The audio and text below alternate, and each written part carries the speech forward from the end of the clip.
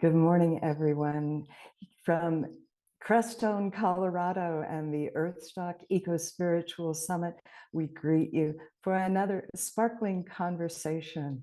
Today, we're going to be talking about getting along with Gaia. Yesterday, we talked about getting along with each other, and tomorrow we're going to talk about getting along with ourselves. And so in this 7 days of sparkling conversations, I have had the pleasure of the most wonderful speakers, and I get to have amazing support like Michael Kraus, who you see on your screen at the moment. He's helping do the global broadcast, and I thank him so very, very much. He and Mark Karen are with Hubcast, and they're doing a marvelous job. I would like to go on by saying that you can watch the presentations on Facebook Live, on YouTube Live, on Vimeo, and we're going to have everything collected into Regen Media TV for ongoing legacy.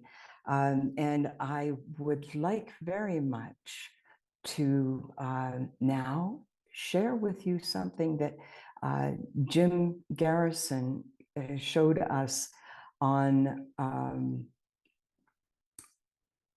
at the beginning of the 2024 season in Humanity Rising. Instead of his face greeting us, we saw a black screen with a picture of the Earth in the very center of it. And I'm going to show it to you so that you get at least a warning before you see what you're going to see. And so before I introduce the speakers of the day, let me share my screen and show you the message from the Mother.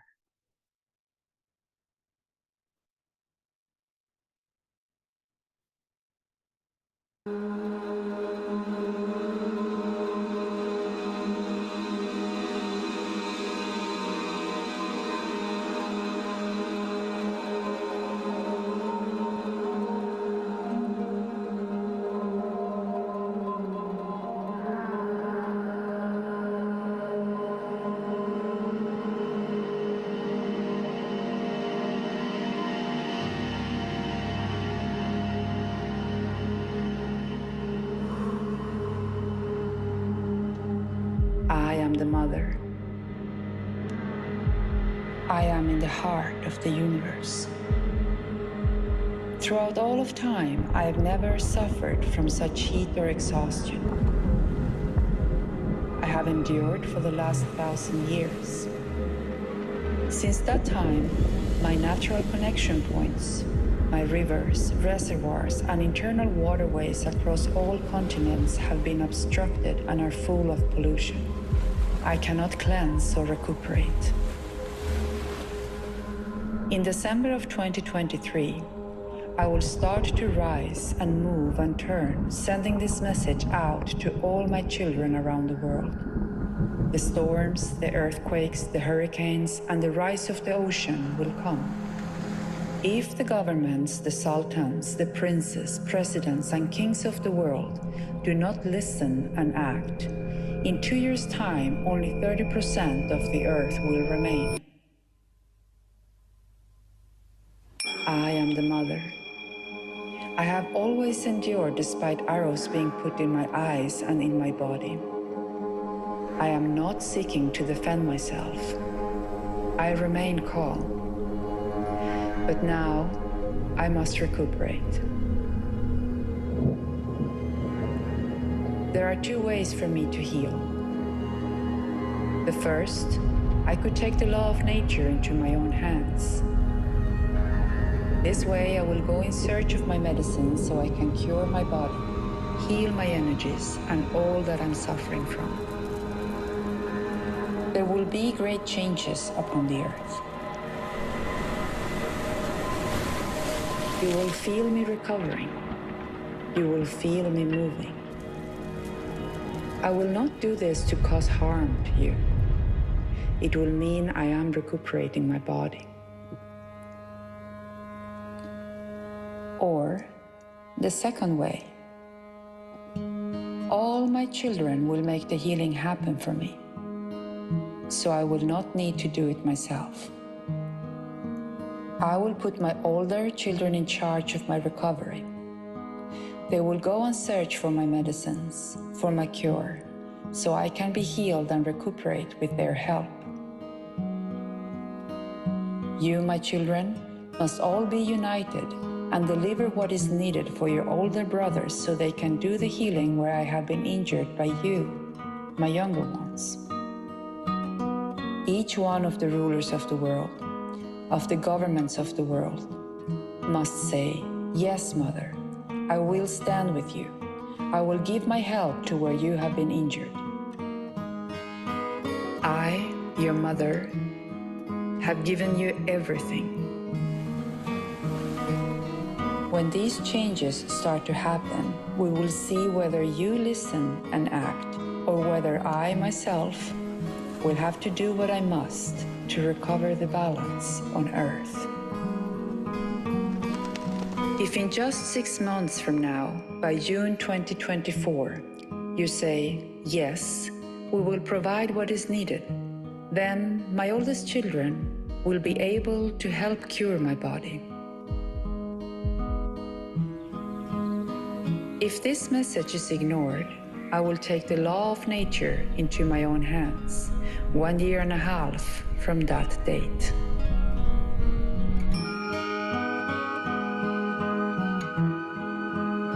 This is the message that the Mother has given, she who is in the heart of the world.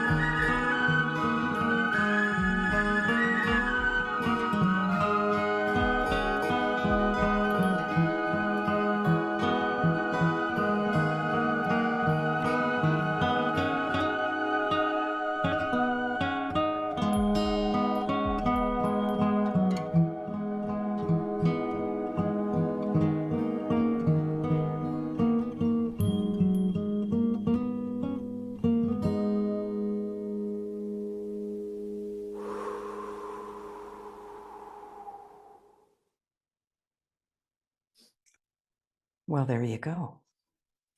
I'm very glad to be able to share that with you.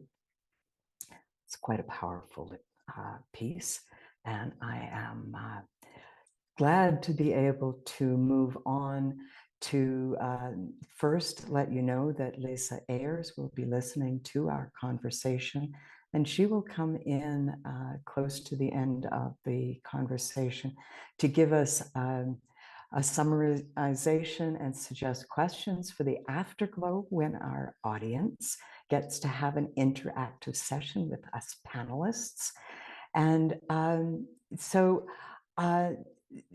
going on, it is my pleasure to introduce the panel, starting with Dr. Jim Conroy. He is a nature communicator and tree whisperer with over 20 years of experience healing trees and ecosystems from the inside out. He has a unique perspective on how we might restore livability to our planet. Tell me, Dr. Jim, what do you think of the message from the Mother? I think the message is beautiful. Okay, but I just want to start in a little different direction. Sure. I believe, what we do is heal ecological damage, coming from nature's point of view, finding out what nature's point of view is. That's what the message is. The message is ask nature what she wants, find out how to help her. Okay, specifically what I'm the tree whisperer. I work with trees and plants. I heal trees and plants from the inside out. I find out what parts, systems, and functions aren't working on the inside of trees and plants. And this can work with all beings of nature, and anybody can do this. They just have to tune in. They have to change their mind about coming from the human point of view, the arrogant human point of view, saying we know better, we know how to do this, and we know how to do that. It's time to shift that perspective. Start to come from the plant's point of view, or the other beings of nature's point of view. That's what's important here. So, people say healing ecological damage or the tree whisper. You whisper to trees. That's weird. Well, let me tell you. I'll tell you what I think is weird. I drive down the road and I see trees dying. I think that's weird. I was recently up in the Alps, and I'm hearing all about the glaciers melting. I think that's weird. I was in the western part of the U.S. here recently, 111 degrees at 5 o'clock in the afternoon. It's weird. Okay. It's time for humans to start shifting their attitude here. We can't keep doing the same thing and expecting a different result. Okay. It's time to start doing something different. And what's that something different? It's coming from nature's point of view, asking her what she needs, communicating with her, asking. We can do this. This is not hard to do. I do it every day. I've taught people how to do this. I have lessons online how to do this. You connect with nature and you ask her what she needs, what specifically she wants and what she needs. What I specifically do is heal trees from the inside out. I find out what's not operating inside of the tree, what parts, systems, and functions aren't operating inside of the tree, and I heal that. Coming from the human point of view is the opposite. Okay. The human point of view says, I don't pay any attention to the inside of the tree. I work on the outside of the tree. Those people, number one, they wouldn't know if the tree's not making enough food for itself. And even if they did, okay, they wouldn't know what to do about it. Okay. I know what to do. I know how to help the tree. And that's what I'm teaching people to do. And people can do this. All right. Dr. Jim, not to interrupt, but I do understand, you've been on Humanity Rising a number of times, and I am so grateful for your participation today. Thank you so much. I'm going to go on and introduce our next guest. That would be Eleni Dikakis. She is an interspecies communicator, has dedicated her life to fostering peace among all living beings. Her journey began as a child, and she now works across continents, advocating for animal communication and respect. And I have been witness to some of her stories. Thank you so much for Eleni for being here today. Thank you so much, Shannon, for including me and inviting me. I can't believe I'm actually part of this amazing panel. I'm such a huge fan and admirer of all of you. I'm very humbled. I echo what Dr. Jim spoke about. As an interspecies communicator, I go a little bit more expanded other than plants and trees, and I'm including all species in my work. Consulting with nature, working with nature, animals, plants, fungi, minerals, the elements, as you very well know, is what is needed right now to be able to reconcile the relations between our mother and everyone else that's living within and from her, and restore relations, restore the sacredness of the balance, restore culture and natural culture, the laws of nature, the laws of animals council as well. The world is on fire. It's a cliche, but it's only a cliche because it is the truth, right? The world is on fire and things are very, very serious. And the time is now. It is important. We all need to act. I understand that we have been, oh, sorry, go ahead, Shannon. No, I'm sorry. And I'm so glad you're here. I'm so glad to be here. This is the conversation that I've been waiting for, because this has been so impactful to me, and it's not just me that it's impactful for, it's all of us. And I'm so glad to have you on the panel. Thank you so much for joining us. We're going to get into this deeper. I look forward to that. My next guest is Patricia Aguirre from Brazil.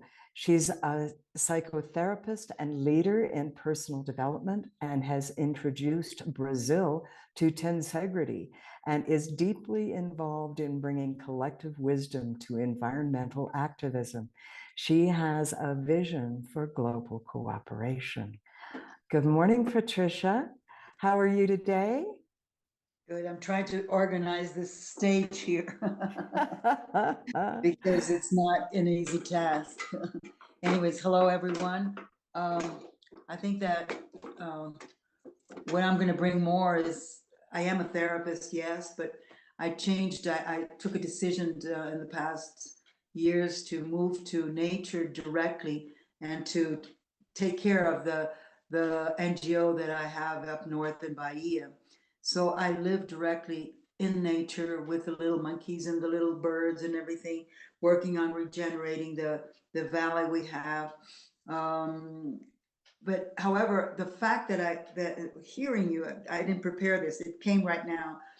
I'm also an inner alchemist teacher of Taoism or Qigong. And I see, within us, when I was watching the Kogi documentary, it came perfectly, within us, we have a perfect, it's a mirror of what's out there, right?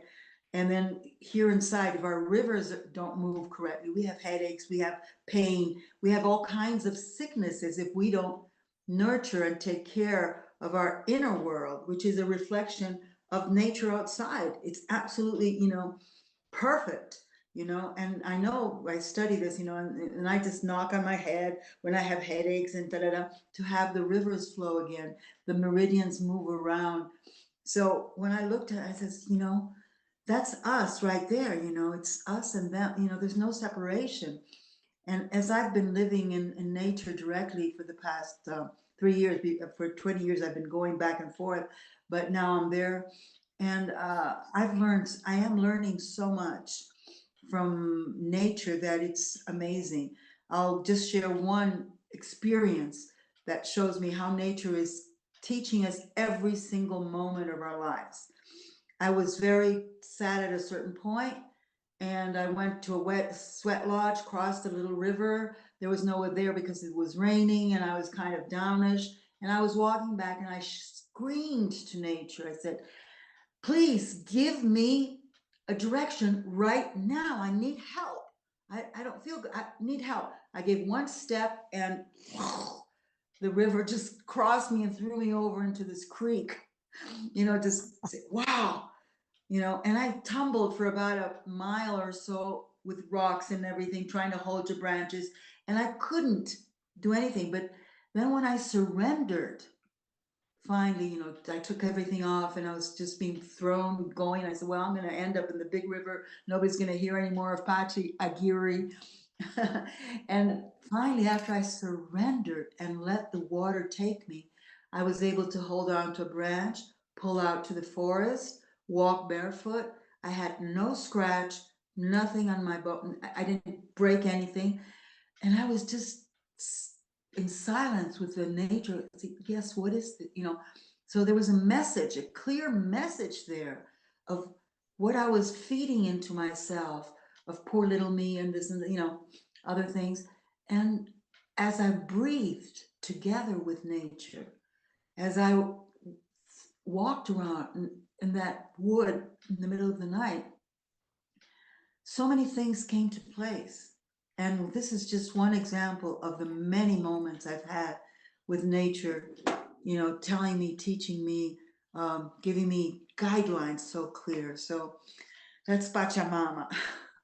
Oh, and you are Patty Aguirre, and I am so glad to have you as part of my panel today. Thank you so much for coming. It is a true pleasure indeed to introduce our actually our host here on theconversation.cc. Jamin Shively is the founder of radish.org and theconversation.cc, and he's been working to integrate radical collective intelligence to solve the world's most pressing problems. So, Jamin, it seems to me your inspiration in naming radish.org was a mashup of radical collective intelligence. Am I right? Yeah, thank you, Shannon, and great to be amongst you all today, and welcome everyone. So radish comes from the same Latin root as does the word root itself, and the Latin word is radix. I think ancient Greece also has a similar root, but anyway, radix means root. So radical collective intelligence is collective intelligence which seeks to get to the root, to the heart of our most daunting problems. And I'd love to just briefly frame it in the following terms. So we are getting these messages from Mother Earth through that beautiful video that you shared, produced by the Kogi. And then also Jim Conroy mentioned, nature is telling us what she needs. We just need to listen. So there are those amongst us who are listening. The big problem is the vast majority of humanity is not listening. So we who are listening and we who are in conversation with each other right here, right now, have the noblesse oblige to convey this message to the rest of humanity. And we here in the conversation have a specific vision for how that can be achieved, which we'll go more deeply into as we progress. But just in a nutshell, those of us who are already in conversations, profound, radical, transformational conversations, including all of us on a weekly basis or whatever basis we have these conversations, whatever frequency, we have an opportunity, and I would say profound responsibility, to connect our conversations together in a network of conversations, so that we are too fragmented is the bottom line. We're having great conversations. Considering the whole of us, all of us at Earthstock and beyond, we're having great conversations. We're just having them in relative isolation from each other. And the key, we believe, on the conversation is that we form a network, in a sense, a universal calendar, right? A universal, map of the heavens of these, of all these conversations, so that we can cross-pollinate, get to know each other, and truly become a network. I'll leave it at that for now, because I know you're just doing brief introductions, but happy to talk more about that whenever you want. Thank you. Thank you so much, Jamin. I love how everybody has different perspectives on this. And I would like to invite the entire panel to come on to gallery view so that we can have a conversation amongst us. And don't wait for me in between. If you are moved to speak, please do. And I apologize if I interrupt anybody. This is really important because I see each one of you holds a piece. Patricia, you are right in the vivid aliveness of Mother Earth as she is living and breathing. And that is so important to me. Dr. Jim, the way that you can speak to trees and to ecosystems the way you do, it's so important. Eleni, oh my gosh, actually talking to the elements, and you have a story I want you to talk about. And maybe we'll go to you next, but I want to also bring in this moment, Jamin Shively and his perspective, human perspective, and how we are important in this entire global conversation. It's not just Mother Earth telling us. We have to listen and talk to each other and spread the word. And so I'm deeply grateful for all that you have done in order to be who you are and to be here now. Thank you so much. But Eleni dropped a little hint that she's got. Now, let me just set this up a little bit for you, Eleni, because all of my speakers this week have been on Humanity Rising, well, except for Lisa. And yeah, well, I stretch the rules if I have to. But Eleni, when you were on Humanity Rising, I was writing Jim's Nuggets, the transcription of Jim Garrison's introductory comments for each episode. And in his, I didn't even talk about Jim, I talked about you, because I took a screenshot of the moment that was pivotal in that story that you told us, the fire showing you the direction it was going. And so you told me that something else amazing happened. So I want to know what happened recently. Okay. I wasn't really prepared we're going to talk about this, to be honest, but first of all, I would like to reference panelists and speakers who haven't seen that conversation to find it on Humanity Rising. If I'm not mistaken, it's number 922, and it is interbeing communication. And I share a story where 7 years ago, I communicated with the element of fire that was just about to consume our home and land, animals, ourselves, everyone. And there was this fortuitous moment where I asked the fire to show me where are you going, so that I would see if we really need to evacuate or not. And I just, not accidentally, but without actually expecting that I will find the response in a photograph, I just snapped a photo to show my husband the condition of the fire near our house. And we saw a fire being. I mean, it was a clear being that was actually pointing in the direction that the fire went, and we were spared. Now, just a few days ago, last week, we have fires every year, but we had another very, very big fire that came again very, very close to our house. We were in the same situation. If people are wondering, why don't we just evacuate and be on the safe side? We have this being here that cannot easily be evacuated. So we're staying with our horse to be sure that she's going to be safe. So again, I was communicating with the fire, and I was pleading with her, and I was trying to appease her, because what I felt was much different this time.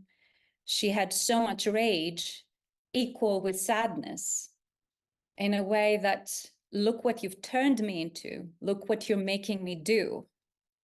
And I could see in the flames, because this time I was more aware to look into the flames to see if I see something. And I could see in the flames that she was a lot more scary than the previous one that I remember. I could see many things and many different beings and many different animals that she was consuming without her will, angels, phoenix, whatever you want to call it. I mean, everyone sees whatever they feel or they need. But it so happened that my husband took a photo this time, and indeed there was, well, I don't know how to share this photograph, but there is a fire being once again with whom I'm communicating.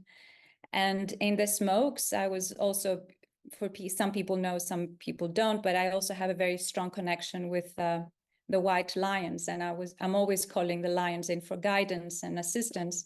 And there's also a shape of a lion in the smoke where it was pointing the direction that I should go. Where should I go? Where should I go? So the fire was quite fierce, but sad and angry, in the sense, like that video we saw, we're on the brink. I can choose to be ugly and vicious, and I can choose to also be very, very sad and just one more time awake you. And I also got much stronger call this time to share these stories about what she can do, what we make her do, what we create her to be nowadays, and what she can consume and what she can do. So I get goosebumps feeling it, and I feel the burden, and not burden, but the responsibility and the unbelievable sense of being conscious with every single being on the planet. And by being, I'm not just talking about physical beings, I'm talking about the elements, the unseen ones. They are here and they're waiting to collaborate with us. They're looking forward to help us. Do we ask? And if we do ask, like Jim said, are we listening? And it has been profound. Once again, we have been spared. We're here still. But this time, she took many homes.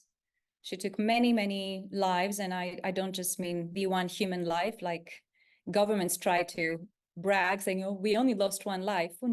Gosh, thousands, hundreds of thousands of the animals and the trees and the plants, everything gone. The lives that are being affected, the health of the humans that are going to be affected by this loss of environment. So anyway, we can't hear you. It Shannon. helps if I turn on my microphone. Thank you so much. Eleni, it seems to be timely to bring you back to Humanity Rising. And I'm going to talk to Jim about that, because this is a follow-up to the message from the mother. And because you have had the previous episode, I think this update is really needed. And thank you so much for bringing that here. Because you referenced Dr. Jim, I wonder if he would like to have a response to that. Dr. Jim, need to activate your mic. Get the mic on. Yeah, love it, Elena. Love it a lot. Yes, you can talk to the elements, absolutely. I told you I was in Switzerland talking to the Alps, up in the Alps. So I was talking to the glacier too, because it's about healing the glacier and connecting the water in the lake to the glacier, okay, and bringing back that connection again to help the glaciers out. And that's a little bit of what some of the work that I do, okay, and it's all about talking to nature, connecting it back up again, connecting those beings of nature back up again, and finding out what's not operating again, and that's what it's all about to me. And I love that you point out that about the fire. As you know, I told you I have a lot of experience with burnt trees and in fire situations. And one thing I know is that you see, it's the actual degradation of the forest and the trees and the plants that call forth the fire. Okay, they call forth the fire. And the fire element, I'm sure, is not happy about destroying these things. But you know what the fire element is doing? What it's called to do. Because that's when Mother Nature is saying, do this so that we can regenerate it again. Okay, and they can come back healthy again. And that to me is what it's all about. Okay, so the fire is called forth. And yeah, I'm sure fire is not real happy about doing that. But in the big picture, saying, hey, I got it. Okay, I'll help out here. All about nature regenerating herself. So that's what it's all about. Same thing working with the glacier, getting the water in the lake and the glacier back connected again. Yeah, water flows up and down that mountain. Doesn't just flow down, it flows up. Okay, they have to connect. They have to be connected. That's how the glacier is going to stay a glacier. Then the glacier's healthy, and it can call forth the conditions it needs to stay healthy. Got it? Thank you. Thank you so much. I'm the experience that you've had over the years in doing what you do, and the fact that you are teaching people how to do what you do. I am deeply grateful for your work and your presence here. Thank you so Thank much. you. Thank Absolutely. you. Yes, it's interspecies communication, but it's also healing. Okay, and that's what this is all about. Okay? Absolutely. And thank you. I'd like to go to Patricia, because you have done some healing on the land. And can you tell us about your experience in your valley? First, I want to mention something about the fires that came while I was listening to you talk about the fires. we have information that this year is one of the highest incidents of fires in the Amazon, right? That, you know, of the last, 10 years or so, it's been the highest. And the region I live has dry seasons, and the fires, there are some fires that pop up spontaneously, you know, with whatever, there's some cactuses there, and it just pops up. It's a natural fire. But most of the fires that happen in the region I am, which is also a touristy region, is to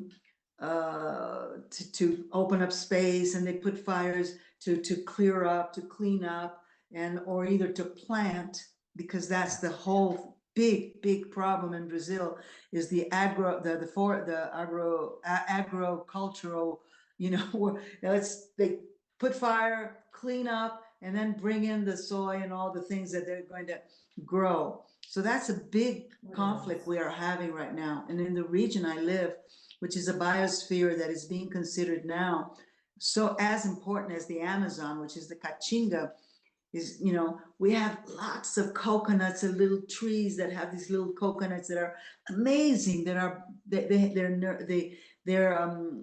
good for health, medicinal, nurture. They have so much, this palm tree, but you have to manage them correctly.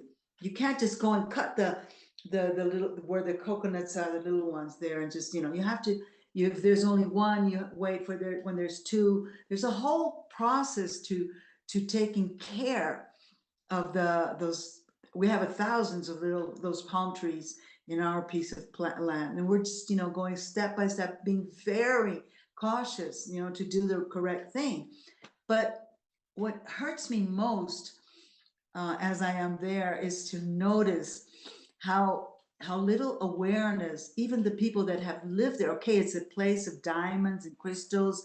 Now it's prohibited. For the last 30, 40 years, there was a lot of mining there. Now it's prohibited. It's a national park. And, you know, it sounds like everything's working beautifully, but it's not.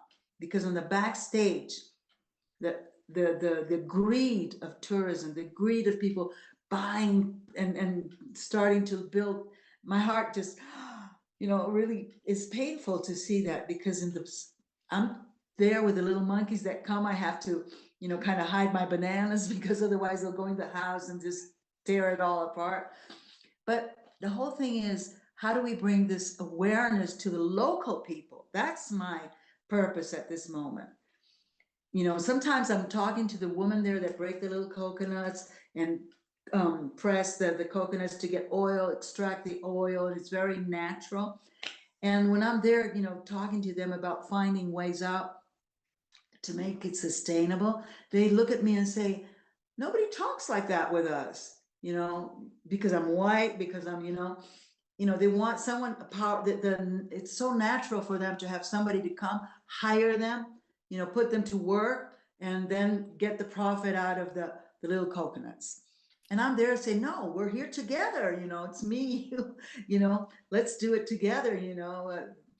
And so they even find that weird, you know, but that's what we're doing. It's a group of women that are working of how do we take care of the land. It is sustainable. The coconuts fall there. There are thousands of them. So it's not that we're destroying it, but how to manage it in a correct way. The Chinese are right at the moment with their eyes open, because it's amazing. They're discovering all these things of the likuri, this little coconut. So they're there wanting to patent it and take. So we are in the midst of the big corporate world that thinks only about money, you know. And how do we take care, and how do we relate to that, you know, and how can we be sustainable? We don't need, you know, other than just taking care of it and, you know, producing it, feeding us, you know. So thank you. Honoring the gifts that Mother Earth gives us, like those little coconuts, and managing the resources so they don't just lie on the ground. Not all of them. Some of them are supposed to land, but that resource, when resources are not honored, when they're left all in a heap, then they become a problem. Then they become a pollution instead of being honored as a resource to be used and managed and used in a good way. It will allow us to find the abundance instead of seeing all the pollution. And one more thing about yes. those little coconut, those palm trees. Yeah. It brings back the, how do you say in English, araras, the big birds. Anyways, because of it contributes to the biosphere. It's what maintains those birds there. And there was other sections there that disappeared, the birds, because they were all cut out, so it has that function of this integration of, the birds, the monkeys, this and everything integrated, and we have food. Yes. If we manage it correctly. Absolutely. That sounds wonderful. Figuring out how to do it and how to listen to and respond to the messages of the older brothers, and to learn from what they are presenting to us. This is the larger conversation that we need to be all involved in. And I'm going to you, Jamin, because you have created the conversation.cc in order to have this conversation. Can you talk about your conversations? Yeah, sure. So within the conversation.cc, to which everyone is welcome all the time, we have a number of programs happening every week. Among our kind of flagship programs at the present moment, because it is an evolution, every Friday we have our 24-hour collective intelligence block party. And that's kind of a catch-all. Everyone's welcome. We start at 8 a.m. Pacific time and go for 24 hours with unspeakable gratitude to Marco, who's here today and who's helping out with Earthstock so much. If it weren't for him, it simply wouldn't exist. And that's every Friday. Same Zoom link as this one right here. And then every Tuesday, starting at 11 a.m. Pacific time, we have the weekly People's Forum for Cooling the Planet, focused specifically on cooling the planet. Number one, stopping the overheating of the planet. And number two, reversing that overheating.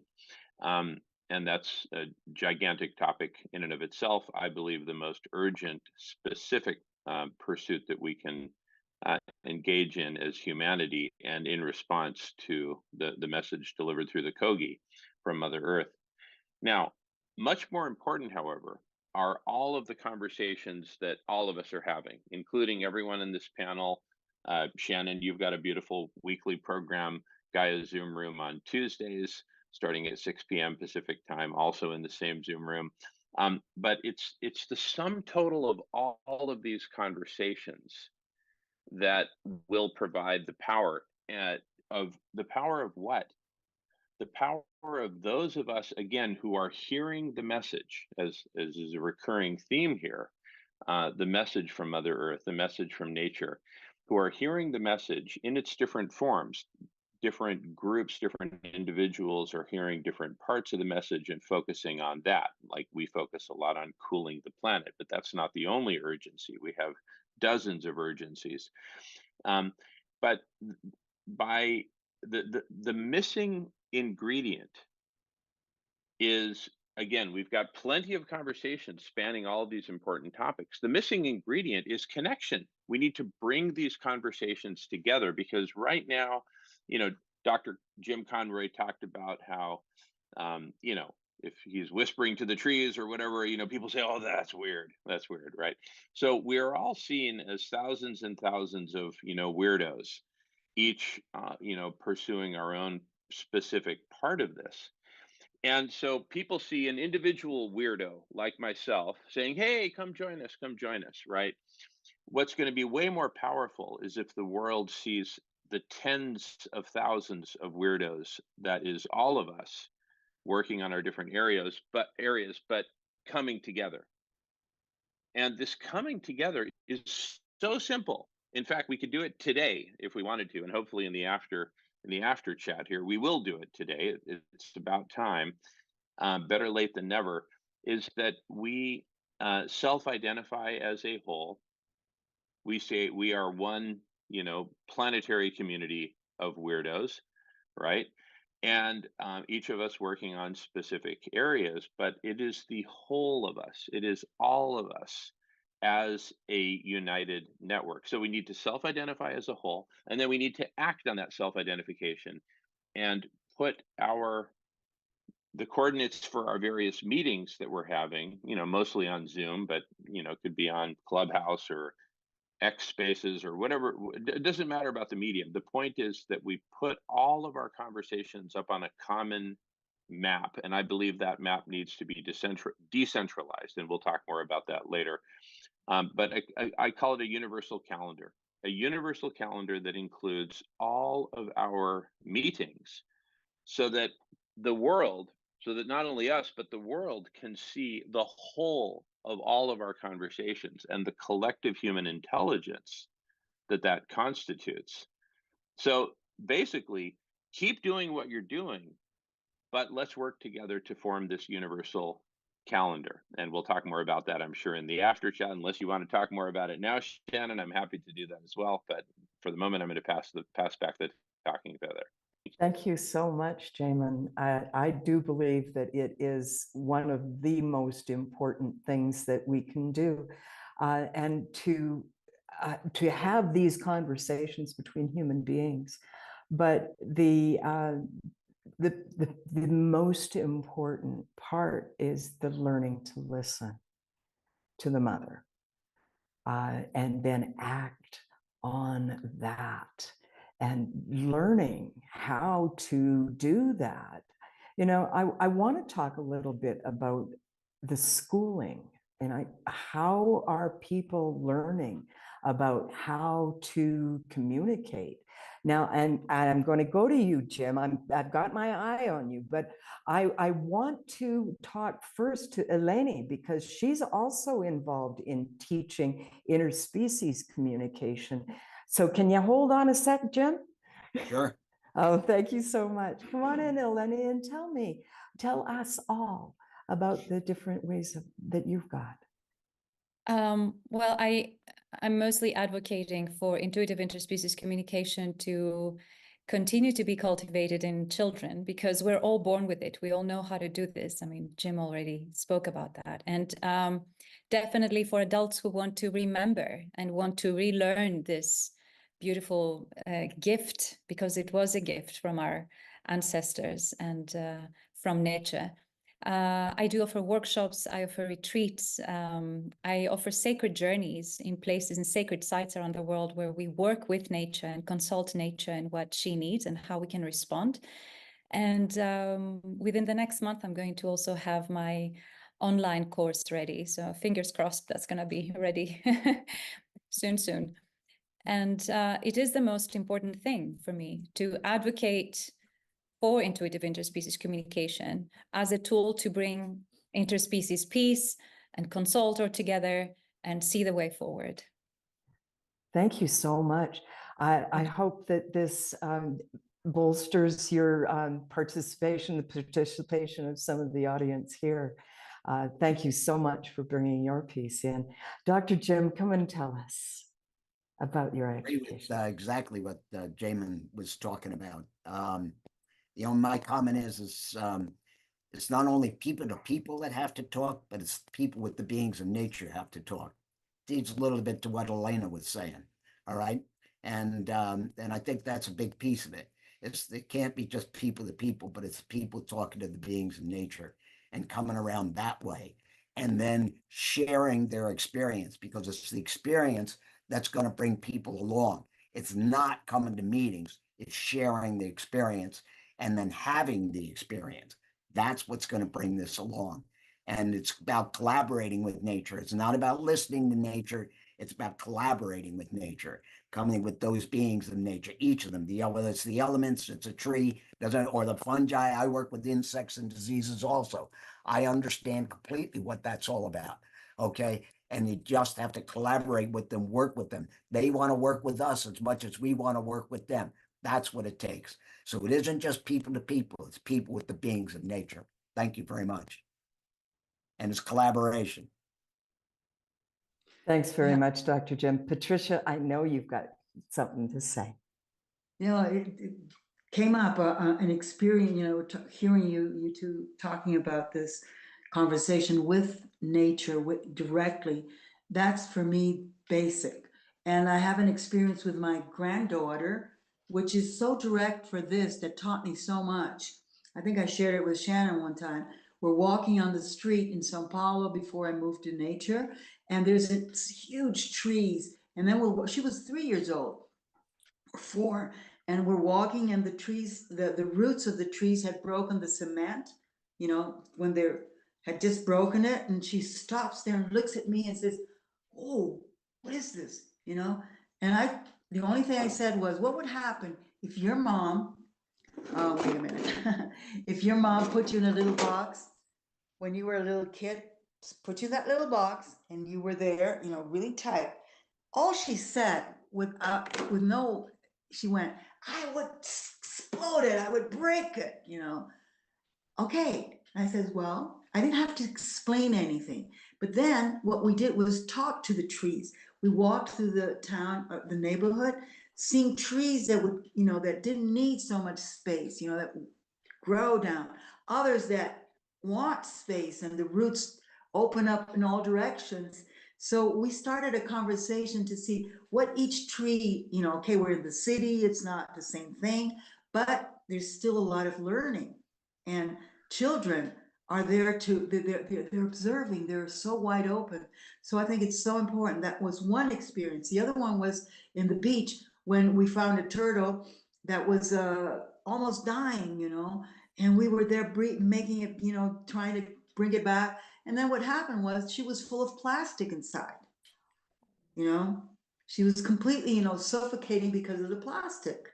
Sure. So all these, this interact, to be able to observe it directly and see, what are we doing? This is wild, and with educating our kids, the children, is so important, because they're ready. All they need is to, bring them into those spaces to share. So I would love to have you come and do one retreat here in this area, because it's really amazing. Now I'm not in the city anymore, but would love that. But I do believe that it takes a moment just to stop, look, breathe together, like he was telling us, to learn. There's so much we can learn directly. Oh, that sounds beautiful, Patricia.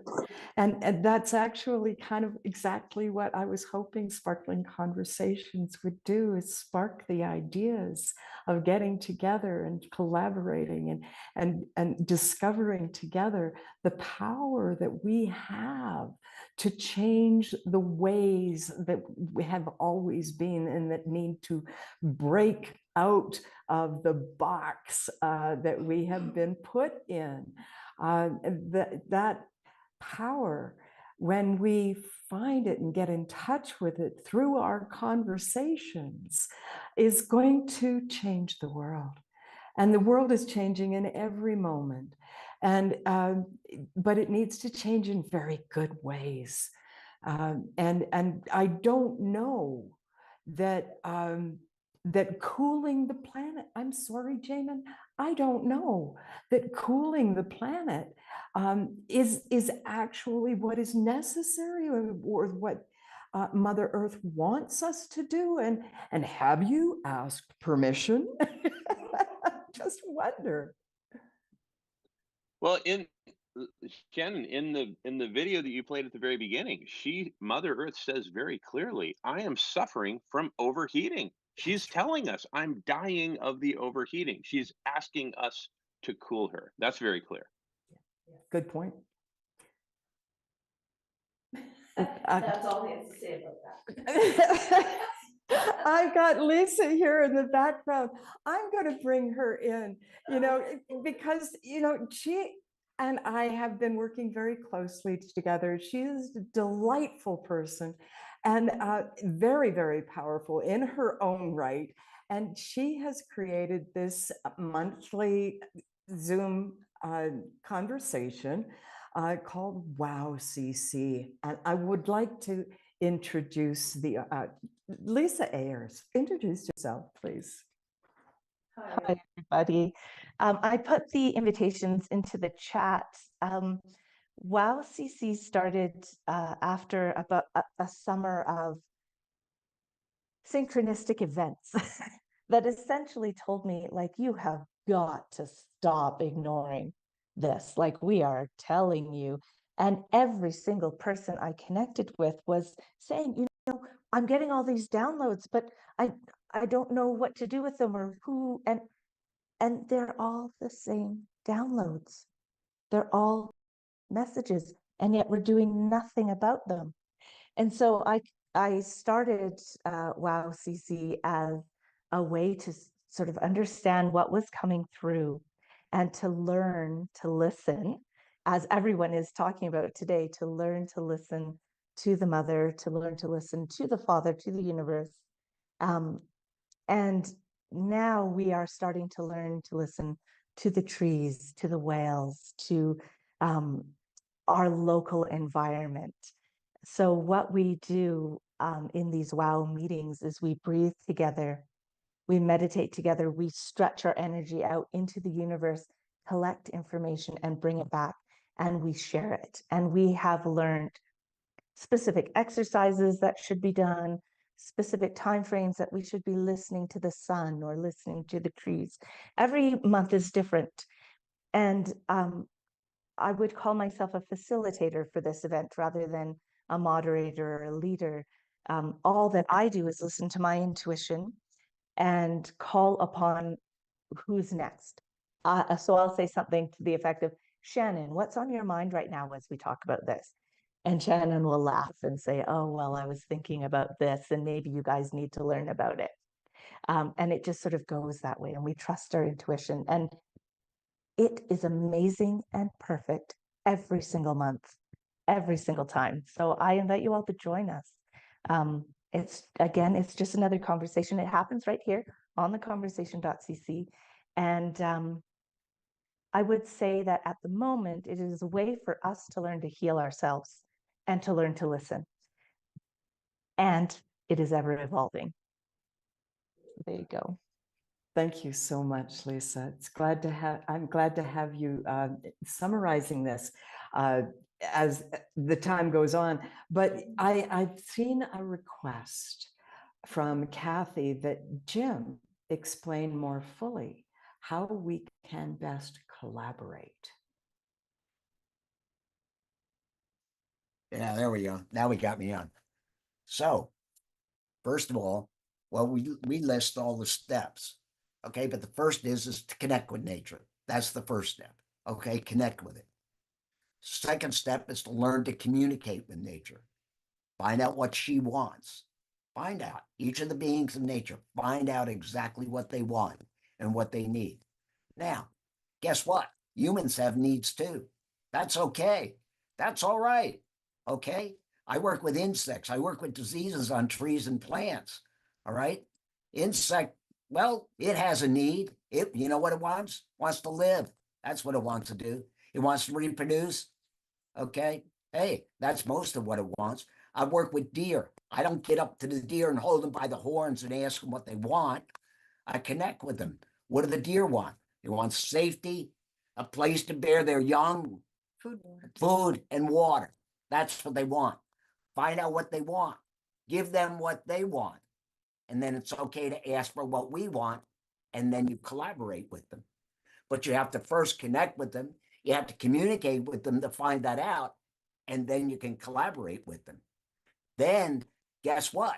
Then we can all work together as one, because they get what they need. We get what we need. Everybody can come together.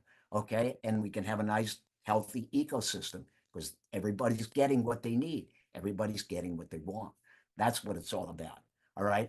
So that to me is how you connect with nature. That's where you start. It's all of those steps.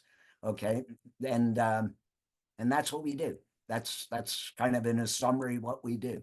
I can tell you a nice story. I've worked with, I have this, you work with the sycamores. I'll tell you, we had the sycamores a few years ago, 2 years ago, and they went into we had a drought 2 years ago, and made a big difference to the sycamore trees. They couldn't make food in drought. Understand, carbon dioxide plus water makes food for the tree, okay? Makes complex carbohydrate. That's what they make in photosynthesis, all right? No water, no complex carbohydrate. Got it? All right. So we didn't get rains until late in September. The tree had a little bit of time to make some food before they lost their leaves. I live on the east coast of the U.S. They had a little time before they lost their leaves, so they were able to make some food. They made enough food to get them through winter and push out their leaves the next year. Then what happened? Then a disease came along, wiped out their first set of leaves. Tree is sitting there. Now what do I do? All right. So it's working with the trees, and the trees are just like people. When they get sick like that, they get confused. They get disconnected from the resources. They get disconnected out of community. Trees and plants work in community. They don't believe in individuality like we people think we are.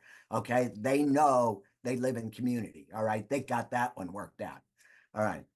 So they get disconnected from community. So then what it's all about, it's working with them, getting them back connected with their resources, getting their internal functionality back connected again, get it back. We're helping them get it back working. It's facilitating what they do. It's not us doing anything. It's helping them facilitate what they need to do so that they can make the food for themselves. So then what happens? Then they start making a little food, push out a leaf, get the food out to the growing points. Growing point pushes out a leaf. Leaf is more food. Okay. Starts the cycle all over again.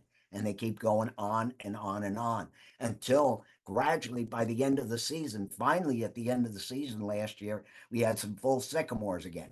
This year has been more lovely to the sycamores. All right.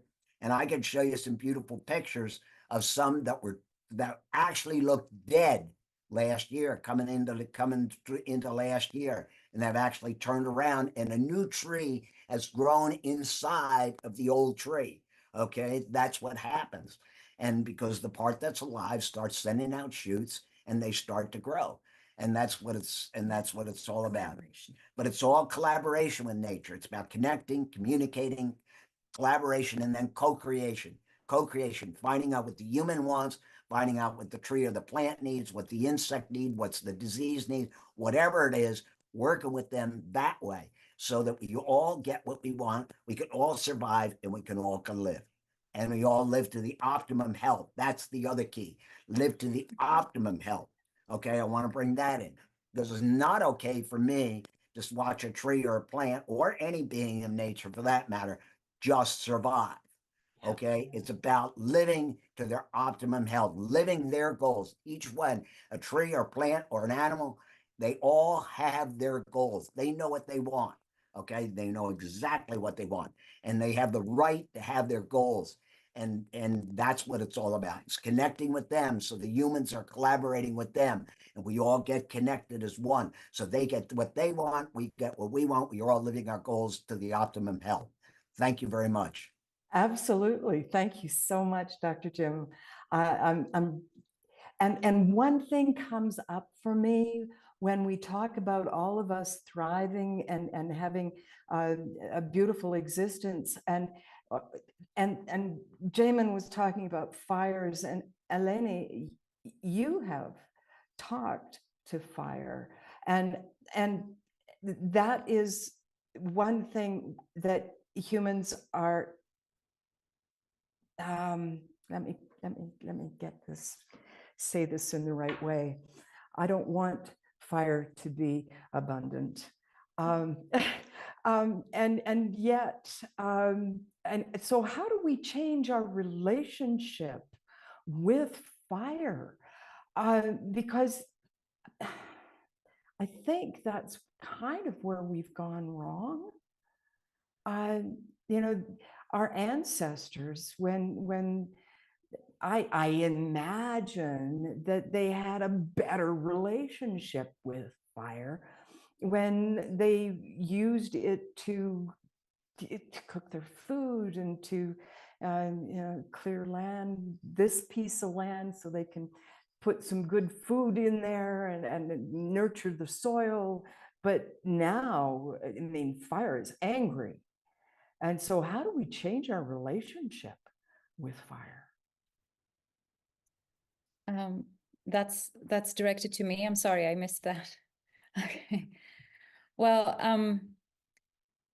the way I did it, so to speak, 7 years ago, in my first direct communication with fire, is first of all acknowledgement that fire is fire. She needs to do what she needs to do. She needs to burn what needs burning.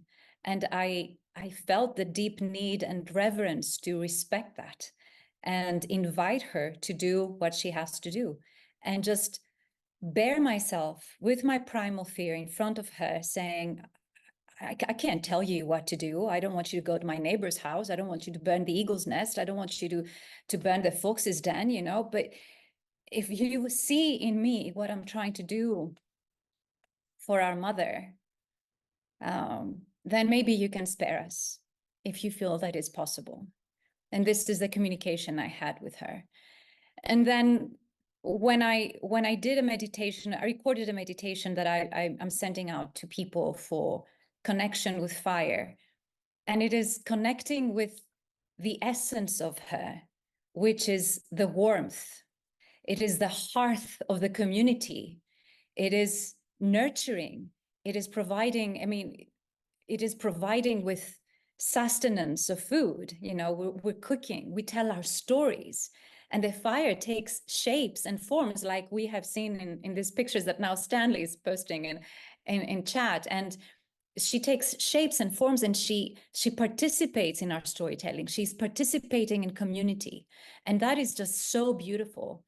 And one of the things I would like to add, if you don't mind, it is an extension of what Jim talked about and Patty about community, is that we've been getting these notifications on our phones in cases of emergency. So we're getting, we're getting this governmental fear-inducing notifications, evacuate, take yourselves to safety. But there's no invitation of the community coming together, meeting at a safe point and space in town square or in the village, and actually guiding people on how they can assist and support each other to save their homes, their trees, their gardens, their plants, their crop. They don't do that. So the fear is isolating us. The fear is just taking everyone, running and hiding, instead of actually coming into community with each other. And each other, I don't just mean the humans, but I mean every single being. Like, we wouldn't leave our community, our horse and our animals and the wildlife that we're trying to rehabilitate at the time of the fire. We were sticking together and praying to the fire, saying, see what we're trying to do. If you deem that we're worthy of the task of serving nature and mother, spare us, but not to the expense of someone else. It needs to be collective. It needs to be in a way that it is co-creation.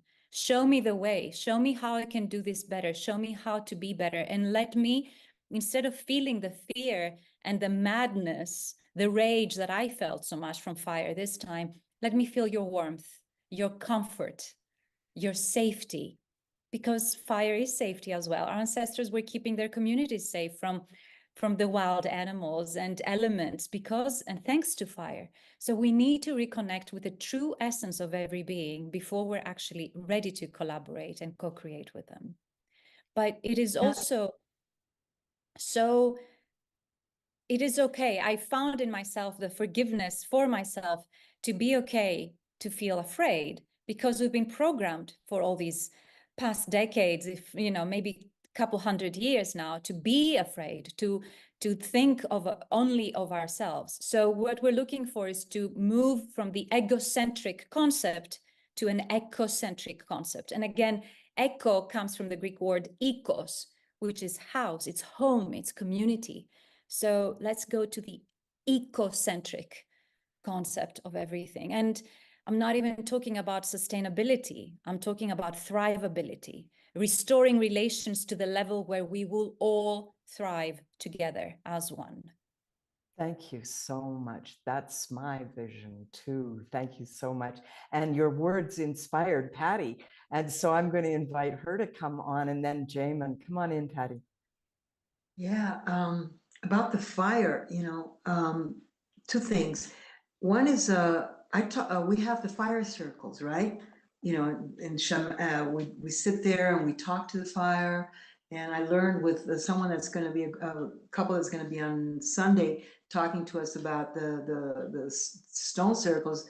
They created a meditation, which is you place that fire within you, a meter ahead of you, and you talk to that fire.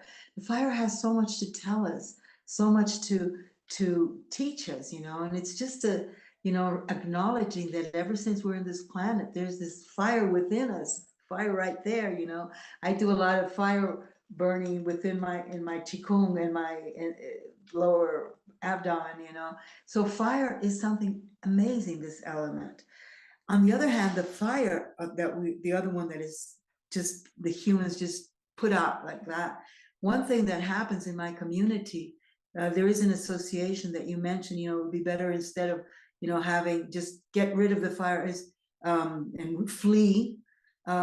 We have a communication that when somebody sees the fire that is, just out of place, we bought those blowers, so we get together and go take care of it and handle it, and so we have a communication between our community to avoid this excessive.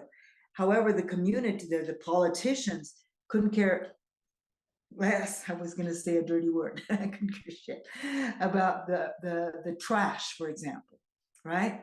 So we also work on recycling, and reduce our trash. But there is a lot of, they bring it outside of the town, one of the towns, and put fire there, and then you have all that pollution, that poison around us, and people are not being coherent. Something we should talk about how can we reduce everything that we, do a recycling that is really well done. We're trying to do that in the community, but that's a topic that should be here, because Gaia and our Mother Nature, with all the trash we put out there, the plastic, and we go and buy things with plastic, we're not being coherent, really, honestly, we if we want to be coherent and walk our talk, we should look at that closer. It's going to take conversation. And I think that is what is being invited through all of what we have said today. And I'm as our tech gurus managed to bring Lisa back into our circles or squares, I'd like to have Jamin talk to us about that, about the conversations and Thank you. Yeah. So, I mean, what we're having right here, right now, is just the tip of the iceberg and the tip of the spear, frankly. Shannon, you've just done a fantastic job, sparking these sparkling conversations. And so, at the risk of repeating myself a little bit, but not really, because we're about to go far beyond, is that and I really love what Eleni said about going from egocentric to ecocentric, and I think ego has really gotten really gotten in the way of us forming this universal network. In fact, I have a joke that illustrates the point, that the top 100 most influential people in the conversational spaces on Zoom, etc., were all asked one simple question, what do we need to do to bring humanity together? And the answer to the joke is that they all had the same answer. Wow, well that's good. Well, what was that answer? The answer was, party at my place. Everyone come to my Zoom room, right? Because I've got the best thing going on right here. Well, see, that's egocentric, and that's what we need to get rid of. We need to check our egos at the door of the waiting room to the Zoom room. And the antidote to go from egocentric to ecocentric in this context, in the context of conversation, is to acknowledge that all of our conversations matter. And it is the whole of our conversational domain, all of these conversations forming a network to which everyone is invited, so that people have the experience of being, by analogy, at a giant, vegan buffet where they can go from plate to plate, from dish to dish, from conversation to conversation. And it's in precisely cross-pollinating ourselves across all the different conversations that we form these beautiful connections, these beautiful, some could say invisible connections. Stan Pokris, who's here in the room with us, talks about the strength of weak ties. And of course, he founded other networks. And we're so many of us are talking about the same thing. So I implore everyone who can, to stay for the after chat. And we'll talk about exactly how we can do this, because it is time. We need to do this now. People have been having amazing conversations for centuries. What we have now is the technology, the connectivity, the communication networks, the bandwidth, the Zoomosphere, to bring all of these conversations together into one decentralized network. Because once we do that, then we've got real power. Then it's not just each of us, banging our own drum saying, hey, come to my Zoom room, come to my Zoom room. We've got it going on here, right? But each of us inviting the world to come to the network of conversations where they see something that is absolutely gigantic. The spectrum is broad and vastly multidimensional, and then people can roam around as they wish and cross-pollinate. And thanks for calling me in. Call me in again and again, Shannon. Love. It is always a pleasure to have you in the conversation, Jamin.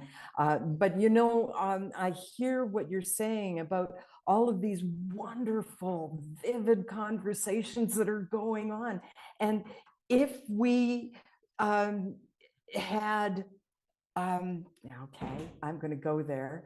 If we had, can you grab Patricia has just come into the room. If we had a way of not doing it in real time, but to be able to get the gold out of these conversations. I mean, we sparkle, but we need to create, we need to boil it down to the essence of what is necessary. And I'm thinking that AI would be a very helpful tool in getting the gold. And we have tools, and the tools that we need are supposed to come when we need them. That's guidance from the Bob, I believe it was. And so here we have AI, but we're not using it effectively and in the right places. We're playing with it like a knife, like back of the handle is a hammer instead of using it to slice, get to the core of what we want. And so it seems to me that we need to start using AI as a tool to glean the wisdom and gold from these conversations. What do you say to that? Yeah.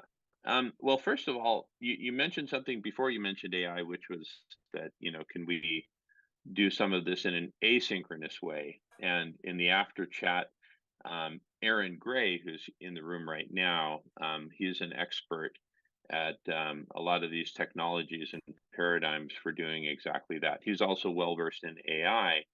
And AI is great, but there's something far greater than artificial intelligence, which is collective human intelligence. Now, AI, I believe the most important function of AI is to help people find those conversations within a growing network of conversations, right? And because, for example, this conversation is being recorded, broadcast, and transcribed. The transcription is vitally important, because then that transcription can go into a database, which can then be searched with complex search criteria. And here's where AI can basically listen to Jamin and say, okay, Jamin, I'm hearing everything you're saying. You know what?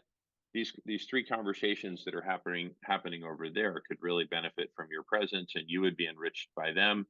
And this echoes what Dr. Jim was talking about co-creation, right?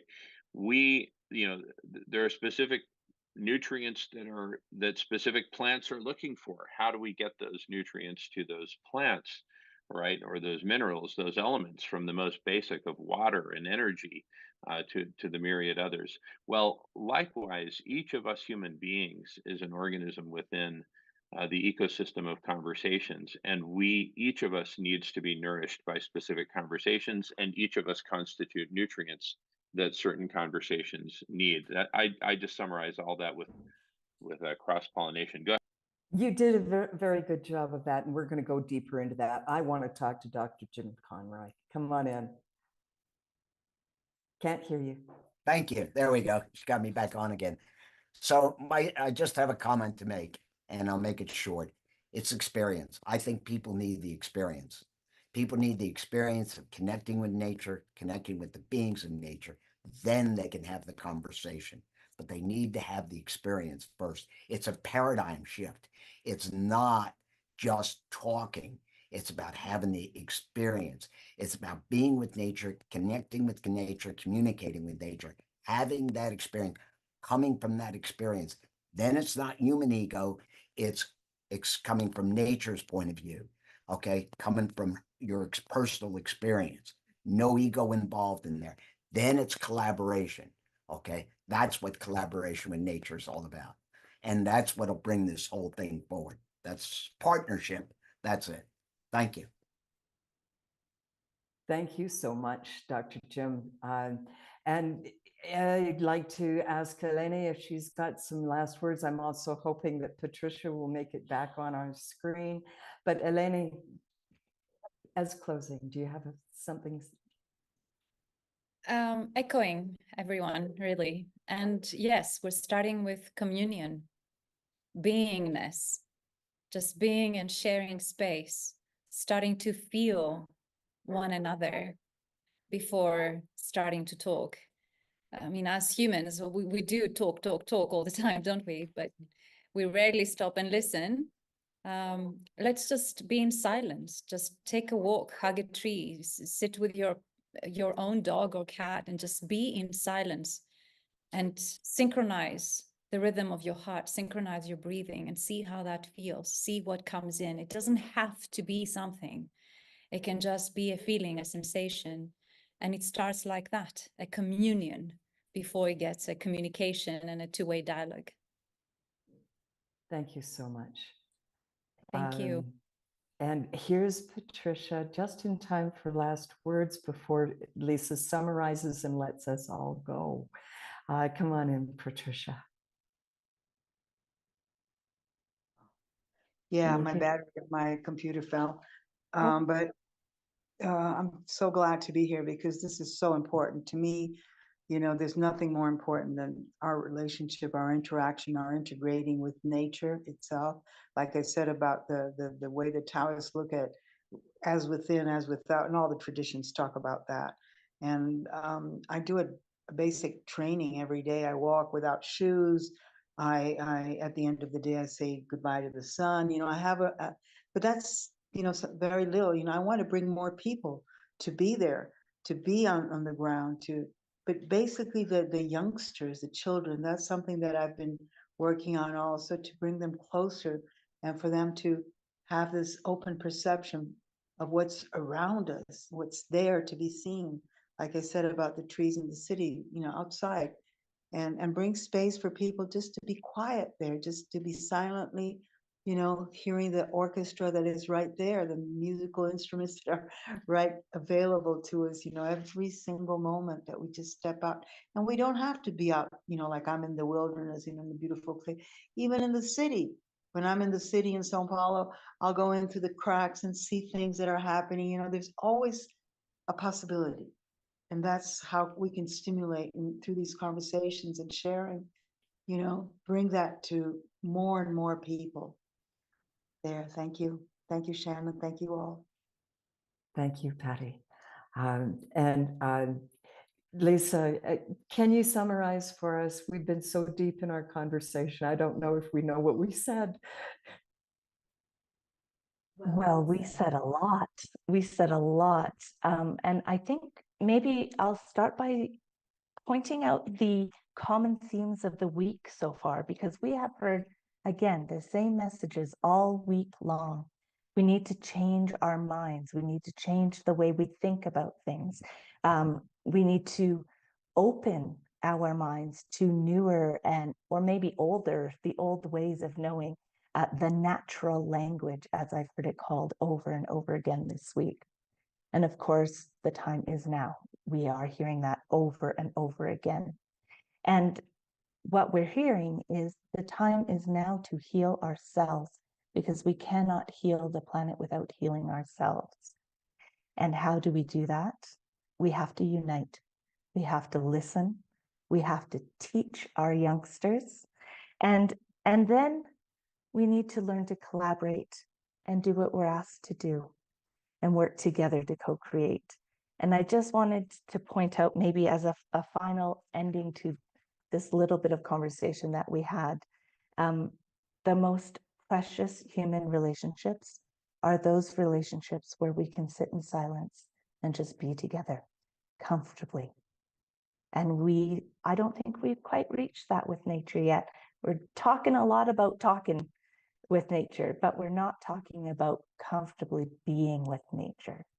So maybe that's the next step that we talk about in the afterglow. I love that, Lisa. Thank you so, so much. The ability to sit in silence with our ears open, our eyes open, our hearts open, that is what will help us to know what we do next.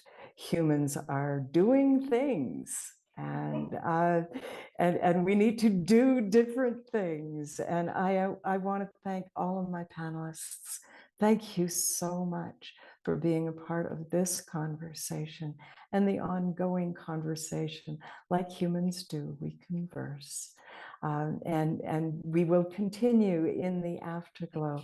After this broadcast is over, I want to thank our Hubcast techies who are doing such a marvelous job in doing what is necessary to bring Earthstock to the world. And I want to thank all of you who come here to listen and to be a part of the conversation by listening, and to create in your own homes places where fire is welcome, so we can help her understand that we love her because she has been there for us all along. The air we breathe, the earth beneath our feet, the wind in our hair and that caresses our cheek, the fire that glows in our hearth and in every cell of our being. And thank you so much, everyone, for being a part of the Sparkling Conversations.